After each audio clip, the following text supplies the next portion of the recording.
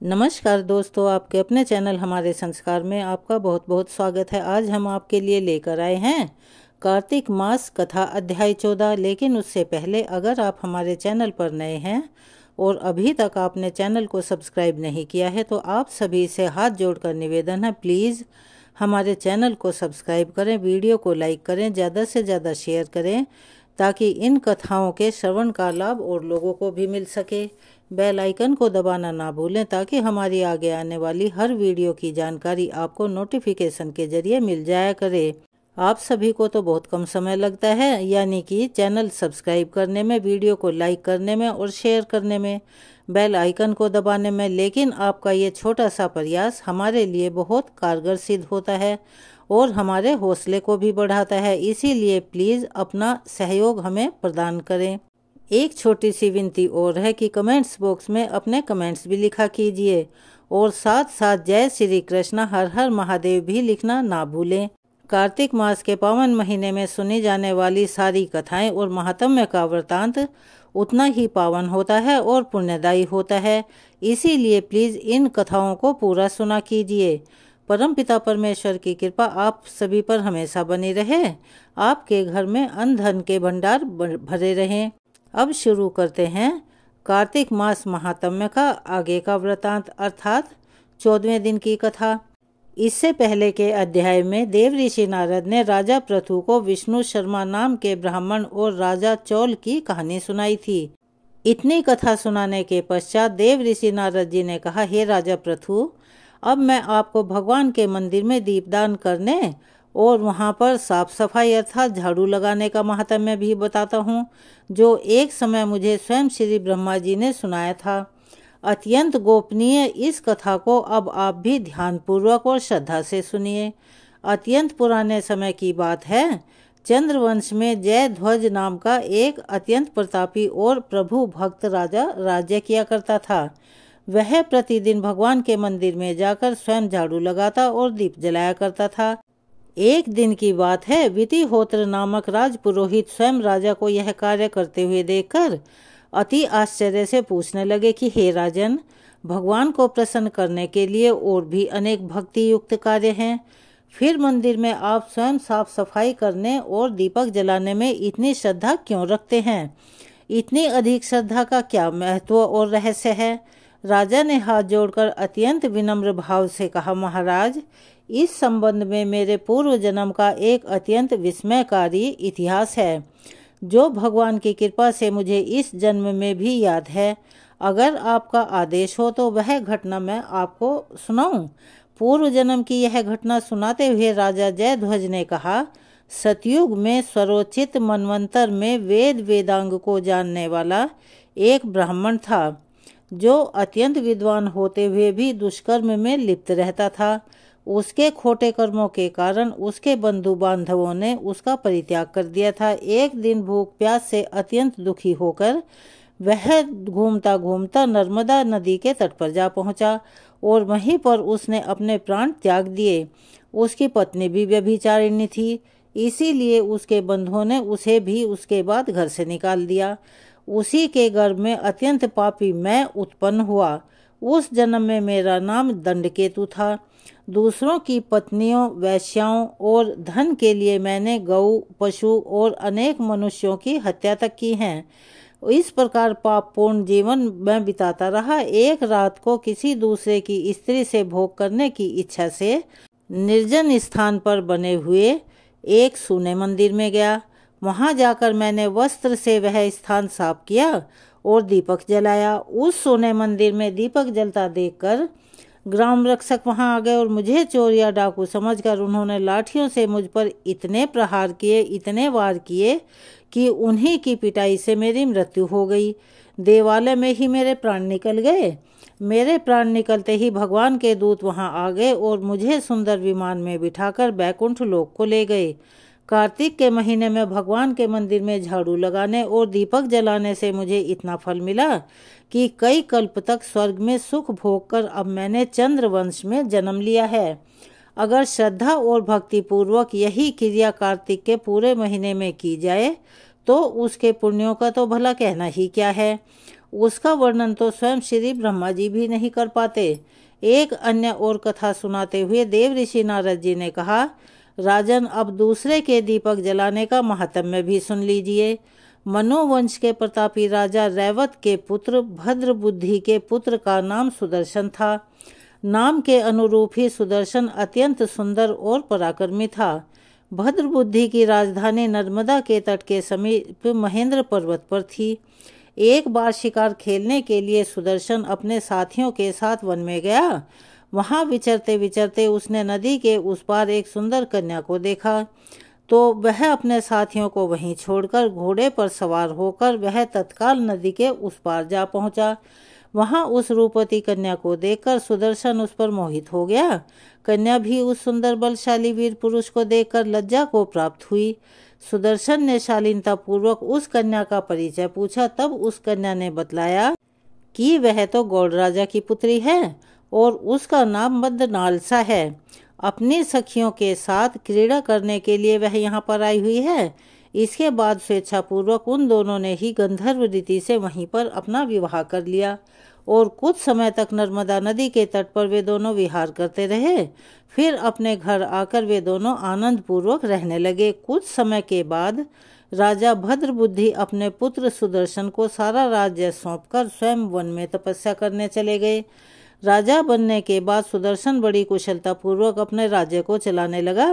रानी मदनालसा अपने पति को विष्णु भगवान की पूजा आराधना करने का सदा उपदेश किया करती थी। इस प्रकार वे दोनों ही भगवान के अनन्य भक्त बन गए।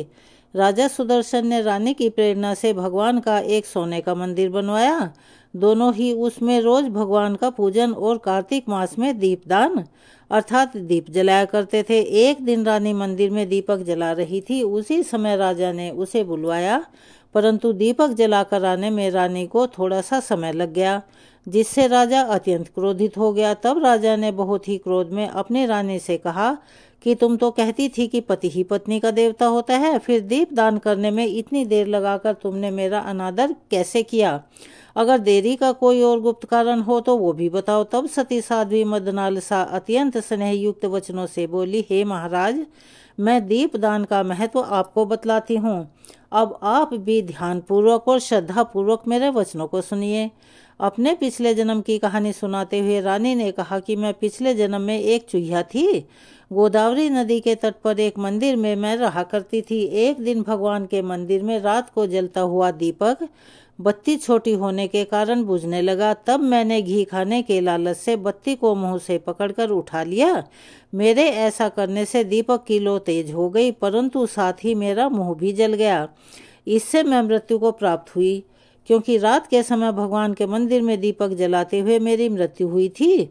इस कारण मैंने इस जन्म में ऐसा सुंदर रूप पाया है और मैं आपकी रानी बन गई हूँ। अगर कोई श्रद्धापूर्वक भगवान के मंदिर में दीपदान करता है तो उसके फल का तो कहना ही भला क्या है। अपने रानी के मुख से ऐसे वचन सुनकर राजा सुदर्शन ने आजीवन कार्तिक मास का व्रत करके भगवान के मंदिर में दीपदान किया और अंत में वह बैकुंठ लोक को प्राप्त हुआ। आज के महात्म्य की कहानी को हम यहीं विराम देते हैं। इससे आगे का वृतांत हम आपको अपनी आने वाली वीडियो में सुनाएंगे। प्लीज़ उसका इंतज़ार कीजिए और उसे भी अवश्य ही सुनिएगा।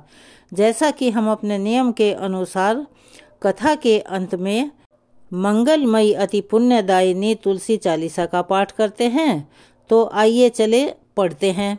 जय जय तुलसी भगवती सत्यवती सुखदानी, नमो नमो हरि प्रेयसी श्री वृंदा गुणखानी।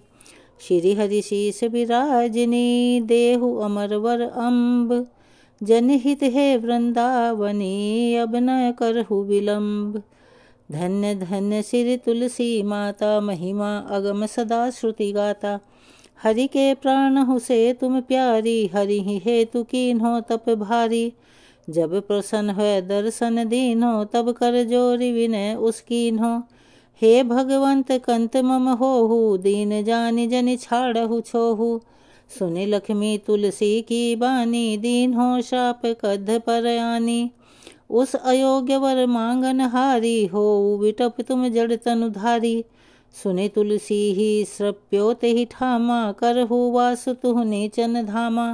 दियो वचन हरि तब तत्काला, सुनहु सुमिख जनि होऊ बिहाला। समय पाई बिहोरो पाती तोरा, पूजी हो आस वचन सत मोरा। तब गोकुल मह गोप सुदामा, तासु भई तुलसी तू बामा। कृष्ण रास लीला के माही, राधे शक्य प्रेम लखी नाही। दियो श्राप तुलसी ही तत्काला, नरलोक ही तुम जन्म हुबाला। यो गोप वह दानव राजा, शंख चूड़ नामक सिर ताजा। तुलसी भई तासु की नारी, परम सती गुण रूप अगारी। असदय कल्प बीत जब गयो, कल्प तृतीय जन्म तब भयो। वृंदा नाम भयो तुलसी को, असुर जलंधर नाम पति को। करी अति द्वंद अतुल बल धामा, लीन्हा शंकर से संग्रामा। जब निच सैन्य सहित शिवहारे, मरहि न तब हर हरि ही पुकारे।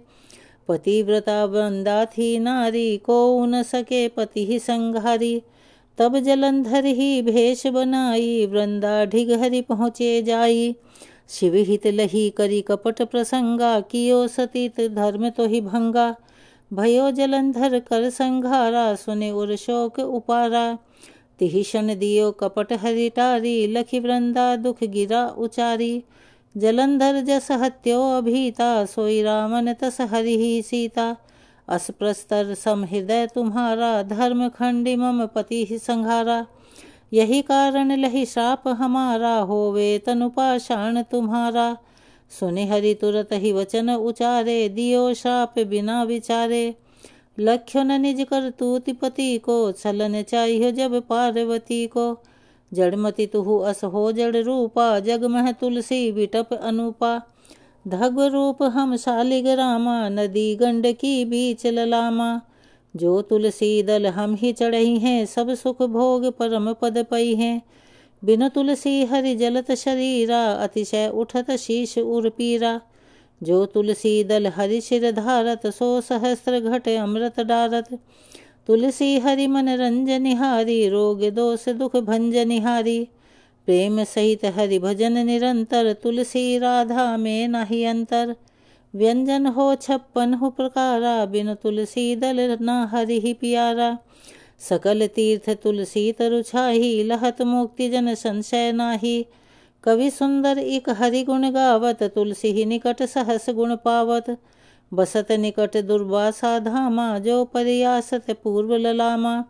पाठ करहि जो नित नर नारी, होई सुख भाष्य ही त्रिपुरारी। तुलसी चालीसा पढ़ी, तुलसी तरु ग्रह धारी। दीप दान करि पुत्र फल, पावहि बंध्यहु नारी। सकल दुख दरिद्र हरि, हार हवै परम प्रसन्न। आशिय धन जन लड़हि ग्रह, बसहि पूर्ण अत्र। लाही अभिमत फल जगत मह, लाही पूर्ण सब काम। जहि दल अर्पहि तुलसी, तहाँ सहस बसहि हरि राम। तुलसी महिमा नाम लख, तुलसी सुत सुख राम। मानस 40 रच्यो, जगमह तुलसी दास। तुलसी चालीसा यहाँ पर समाप्त होती है। कथा पढ़ने के बाद आरती करना अति अनिवार्य होता है। तो चलिए अब सब हम साथ मिलकर करते हैं महारानी तुलसी की आरती। तुलसी महारानी नमो नमो, हरि की पटरानी नमो नमो। तुलसी महारानी नमो नमो। धन्य तुलसी पूरण तप कीनो, शालिग राम बनी पटरानी नमो नमो। तुलसी महारानी नमो नमो, हर की पटरानी नमो नमो। जाके पत्र मंजरी कोमल, श्रीपति कमल चरण लपटानी नमो नमो। तुलसी महारानी नमो नमो, हरि की पटरानी नमो नमो। कौन महीने बोई रानी तुलसा, कौन महीने हुई हरियाली नमो नमो।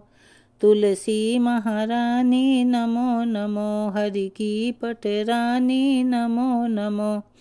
कौन महीने हुई तेरी पूजा, कौन महीने हुई पटरानी नमो नमो। तुलसी महारानी नमो नमो। आषाढ़ मास में बोई रानी तुलसा, सावन महीने हुई हरियाली। नमो नमो तुलसी महारानी, नमो नमो हरि की पटरानी, नमो नमो। कार्तिक मास में हुई तेरी पूजा, मंगशिर मास हुई पटरानी। नमो नमो तुलसी महारानी, नमो नमो हरि की पटरानी, नमो नमो। धूप दीप नवैध आरती, पुष्पन की वर्षा बरसानी। नमो नमो तुलसी महारानी, नमो नमो हरि की पटरानी, नमो नमो। 56 भोग 3600 व्यंजन, बिन तुलसी हरि एक न मानी। नमो नमो तुलसी महारानी, नमो नमो हरि की पटरानी, नमो नमो।